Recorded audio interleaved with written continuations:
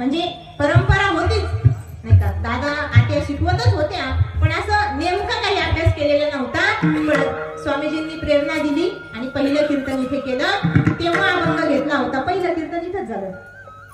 विषयी विसर पडिला निशेष अंगी ब्रह्मरस ठसावला. त्यानंतर 2008 मध्ये अभंग घेतला, धन्य मी मानी आपुले संचित राहिलेशे प्रीत तुझी नामी. तुम्ही ऐकला असेल का कीर्तन, माहिती मला. आणि त्यानंतर 2009 मध्ये अभंग घेतला, आपुला तो एक देव करुणे घ्यावा तेने विना जीवा सुख नव्हे. 2012 मध्ये 2010 मध्ये काही इकडे यायला जमलं नाही का, जॉब लागला मला, त्यामुळे काही इकडे आले नाही. 2011 मध्ये लग्न झालं, त्यामुळे काही येता आलं नाही. पण 11 मध्ये आपण कोणता कार्यक्रम हे करतो मामा,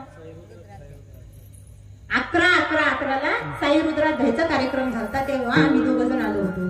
त्यानंतर 5 वर्ष गॅप पडला. त्यानंतर पुन्हा 2017 अभंग घेतला, सारासार विचार करा उठा उठी नामधारा कंठी विठोबाची. त्यानंतर 2018 अभंग घेतला, काया वाचा मने झाला विष्णुदास, बरं का. त्यानंतर 2019 अभंग घेतला, कोणता, करणे ते हेची करा नरका घोरा का झाला. 2020 कोरोना आला, बरोबर आहे ना. 2021 लॉकडाऊन झालं, सप्ताह झाला. 2022 परत सप्ताह झाला, त्यामध्ये अभंग घेतला होता, न पालटे तो एक भक्त भोळाची भाविक.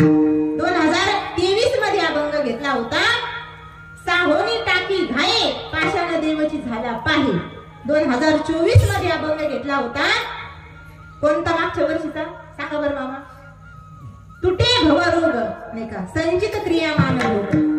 आणि या वर्षी आता अभंग घेतला, ज्याचा सखा हरी त्यावरी विश्वकृपा करी विठ्ठला.